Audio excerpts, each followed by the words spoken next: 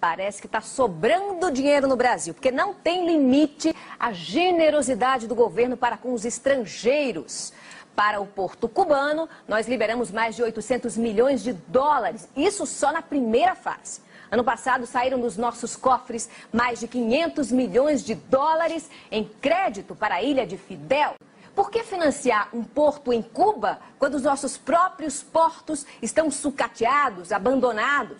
Mas há também interesse econômico no Brasil. Em Cuba tem a questão do porto, em Cuba, que foi financiado pelo Brasil, Porto de Mariel. E para a gente poder entender um pouco melhor para isso, está aqui conosco o Tomás Zanotto, que é diretor do Departamento de Relações Internacionais e Comércio Exterior da Fiesp. Tomás, muito obrigado pela sua gentileza, pela participação aqui conosco. Boa noite, Tomás. Tomás, qual é o interesse, então, que o Brasil tem economicamente, né, em desenvolver esse porto em Cuba? Olha, existe um interesse estratégico. O Brasil é um país sul-americano, tem bastante inserção na América do Sul, mas a inserção econômica do Brasil no Caribe ainda é pouca, pode melhorar muito. E esse porto é uma oportunidade para isso.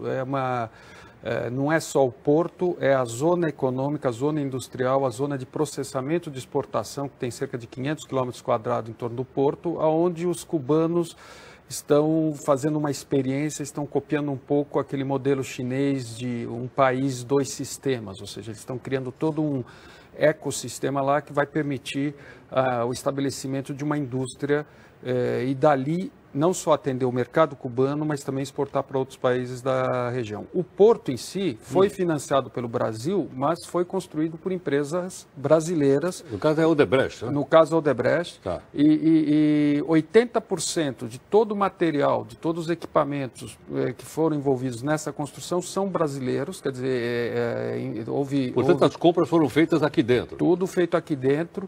A garantia, nós entendemos que a garantia do pagamento desses financiamentos são as próprias receitas do porto, que serão em moeda forte. É um porto que vai ser administrado pela Autoridade Portuária de Singapura, que é um dos portos mais bem administrados do mundo.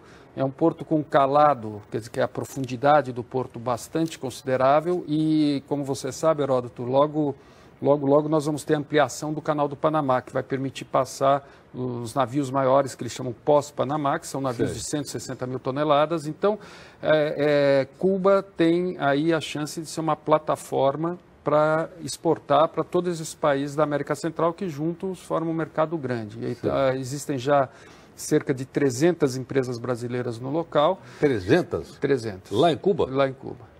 Financiando coisa. Sim, porque são vários setores. Tem casos bem conhecidos como o da Souza Cruz, que é uma parceria que já tem 18 anos lá, muito bem sucedida, e ontem, se não me engano, firmaram um contrato para estabelecer uma nova unidade para fabricação de cigarros ali nessa zona portuária, ou seja, na zona de processamento e exportação de Mariel. Então, Agora, a partir do momento que você fabricar nessa zona, você teria uma situação competitiva melhor na região do Caribe? Sem dúvida, porque eles criaram, exatamente como fizeram na China, situações especiais. A lei trabalhista é particular, tem liberdade total, pode-se operar em moeda forte, tem liberdade total de remessa de dividendos, quer dizer, tem uma série de o que vale para o porto não vale para o resto do país, ou não? Exatamente, como na China. A China também começou aquele processo dela de mudança de regime da época do Deng Xiaoping com esse sistema de zonas de processamento e exportação, com chineses chamam um país, dois sistemas. Tipo Hong Kong, etc. Hong Kong ainda estava, tipo Shenzhen, Guangzhou, aquelas zonas que foi aonde se iniciou, vamos dizer, a mudança, né, da China, essa nova dos últimos 30 anos. Entendo.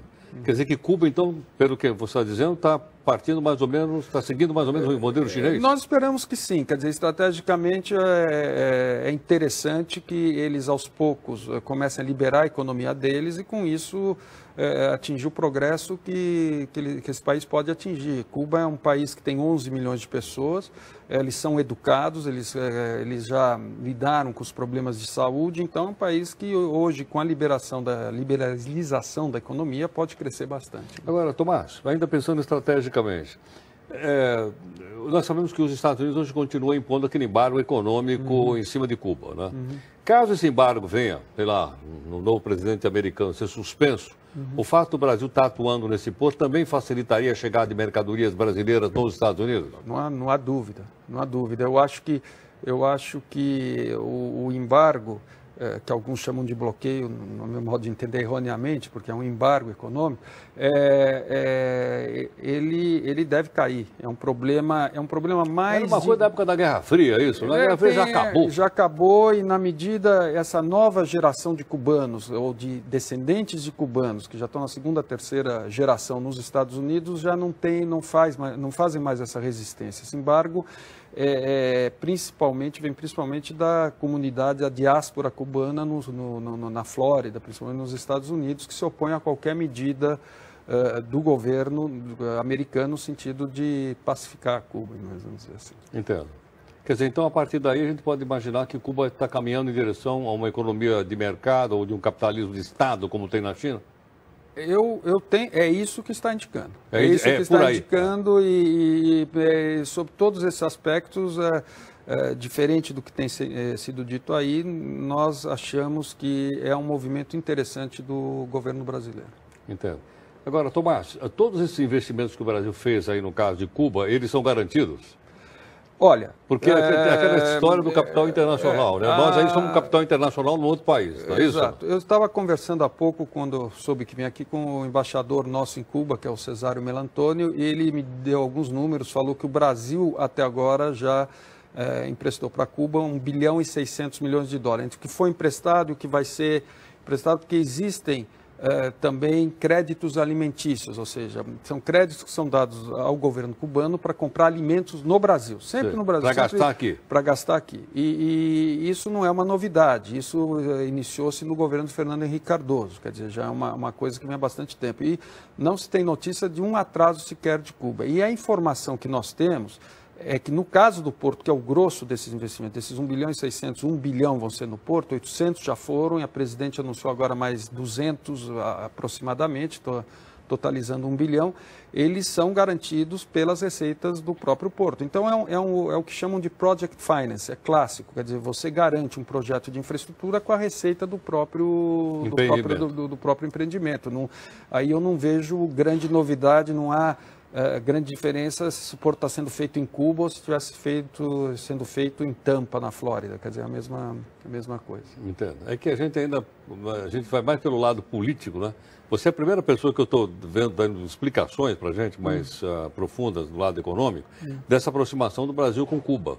Porque fica parecendo mais que é mais uma questão política, porque a esquerda daqui se reúne com a esquerda de lá, quando existem todas essas outras questões que a gente precisa também saber, né? Essa questão, como eu disse, isso já se iniciou com o Fernando Henrique, né? Não é algo assim que foi inventado agora. E eu me lembro, Heródoto, quando... há muitos anos atrás, segunda metade da década de 80, e eu trabalhava na indústria têxtil e vendia tecidos na Polônia, ainda na cortina de ferro. Na Polônia? E eu me lembro, visitando aquele país, a gente via ainda, vamos dizer, os campos, os arados eram todos tortos, porque eram arados manuais e tal, mas você via as menininhas e os meninos bem vestidos, indo para a escola, arrumando, quer dizer, e faltando tudo, infraestrutura. Eu voltava para o Brasil e dizia, a hora que acabar a cortina de ferro, a Polônia vai disparar. E foi o que de fato ocorreu. Eu acho que Cuba, eu vejo uma situação semelhante. Ela tem um grande potencial, é uma população bem educada, bem preparada. O que a gente ouve das empresas que estão instaladas lá, que é a mão de obra de alta qualidade, quer dizer, então o que precisa é eles tomarem realmente a decisão de se empenhar nesse caminho. Eu acho que, sobre esse aspecto, é positivo que o Brasil esteja sendo pioneiro nisso. Também falou-se muito da questão em vez de estar se investindo no Brasil, está se investindo em Cuba. E não é uma verdade, porque a verdade é que não falta dinheiro no BNDES, a verdade é que as secretarias estaduais, municipais, federais não conseguem aplicar todos os recursos que tem. O governo do Estado de São Paulo está com 40 bilhões de reais em caixa, que não consegue transformar os projetos. A própria Secretaria de São Paulo parece que tem 9 bilhões. Então, hoje no Brasil, uma grande dificuldade de se realizar projetos por questões ambientais, aprovações, licenças, quer dizer, é quase que um apagão de projetos, faltam projetistas, então não é que está se aplicando em Cuba em vez de fazer portos no Brasil. Também isso precisaria ser um pouco melhor estudado antes de se afirmar, na nossa opinião.